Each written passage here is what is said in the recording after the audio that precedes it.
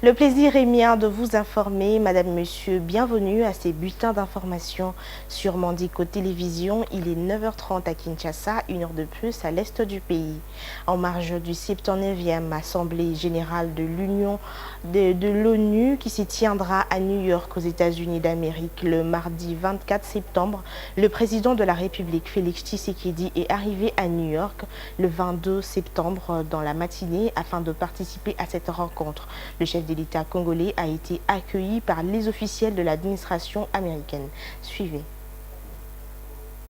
C'est dans la matinée du dimanche 22 septembre 2024 que le président de la République, Félix-Antoine Tshisekedi Tshilombo, est arrivé à New York, aux États-Unis d'Amérique, pour participer aux travaux de la 79e session de l'Assemblée générale de chefs d'État et de gouvernement des Nations unies. Accueilli à l'aéroport international JF Kennedy de New York par les officiels de l'administration américaine, entouré de la ministre d'État aux Affaires étrangères Thérèse Kayikwamba, de son directeur du cabinet Anthony Kinzo et du représentant de la RDC aux Nations Unies Zenon Mukongo, le chef de l'État congolais entame une mission officielle marquée par une intense activité politique et diplomatique. La 79e Assemblée générale de l'ONU intervient dans un contexte international marqué par une avancée significative dont la réforme du Conseil de sécurité des Nations Unies tant souhaitée par les Africains. En effet, pour la première fois, les États-Unis d'Amérique sont favorables à l'élargissement du Conseil de sécurité à 2 pays africains sans droit de veto. Le sujet sera au cœur de débat général qui s'ouvre le 24 septembre prochain. Par ailleurs, la RDC attend son élection le 9 octobre prochain au Conseil des droits de l'homme. Plus grand pays francophone du monde et réputé pays solution au réchauffement climatique mondial, la RDC est aussi un prétendant sérieux parmi les 2 nouveaux pays africains membres permanents du Conseil de sécurité. Le discours du président Tshisekedi devant la tribune des Nations Unies est très attendu en ce qu'il doit faire part aux dirigeants du monde des efforts multiformes qu'il déploie en vue de rétablir l'intégrité territoriale de la RDC face à l'agression rwandaise. Le président Tshisekedi devrait aussi poursuivre son plaidoyer en faveur de la République démocratique du Congo par des rencontres bilatérales et multilatérales.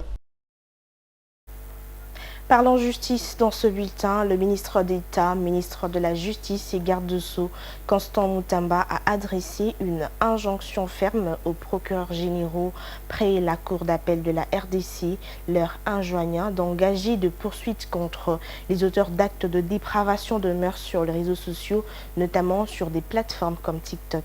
Une initiative intervient dans un contexte tendu, marqué par la récente polémique entourant Jacques Ndala, ancien coordonnateur national de la jeunesse du parti Ensemble pour la République, et Denise Mukindi Dussechois, une influenceuse digitale. Commentaire de Viningali Junior.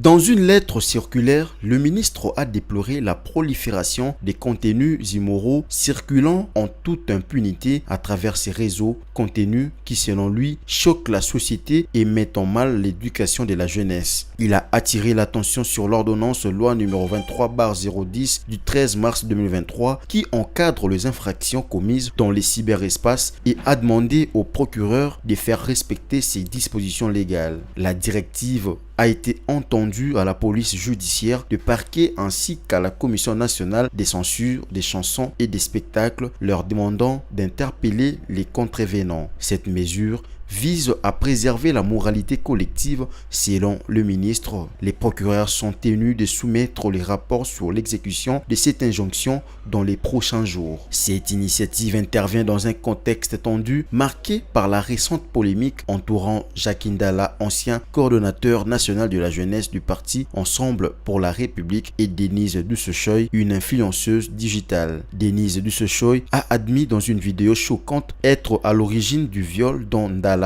a été victime lors de sa détention à l'Agence nationale de renseignement ANR. Le Conseil supérieur de la communication et médias CESAC a imposé un embargo médiatique de 45 jours sur toute mention de Jacques Ndala et Denise Dussechois, interdisant toute diffusion liée à cette affaire sur les médias et réseaux sociaux. Ces regains de tension autour de la question du droit des détenus et des conditions de détention en RDC soulèvent de nouvelles interrogations sur la gestion de la justice et la régulation des contenus en ligne.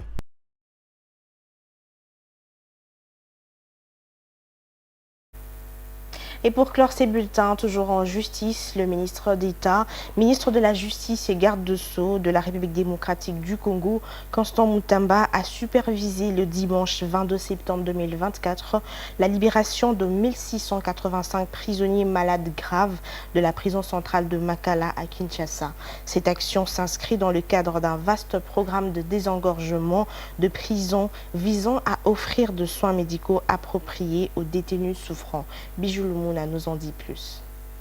Mokonzi ya mboka Tata Félix Tshisekedi. Le ministre d'État, ministre de la Justice et garde de Sceaux, maître Constant Mutamba, a suivi personnellement le dimanche 22 septembre 2024 le processus de libération de 1685 prisonniers malades dans la prison centrale de Makala, dans la commune de Selembao à Kinshasa. Cette initiative vient concrétiser les instructions du chef de l'État portant sur le désengorgement des maisons carcérales et l'exécution du programme d'action du gouvernement souminois. Construit initialement pour 1500 personnes, ce bâtiment compte à ce jour près de 15 000 détenus qui vivent dans des conditions déplorables, désemparés et dépourvus de soins appropriés, déplore le ministre. Dans le souci de bien faire, le ministre d'État a tenu à prendre part à l'intégralité de cet événement qui a duré près de 6 heures, partant de 14 h à 20 h. Il a par ailleurs marqué son grand mécontentement en ordonnant à la directrice intérim de la prison de veiller au suivi des cas des incarcérés et à la désinfection des pavillons. Des véhicules du ministère et de bus Transco ont été mis à la disposition des libérés pour regagner leur domicile pour certains et les centres de santé pour les cas graves. Maître Constant Mutamba a signé leur prise en charge médicale. Il souhaite de ce fait pérenniser cette démarche dans toutes les provinces de la République démocratique du Congo.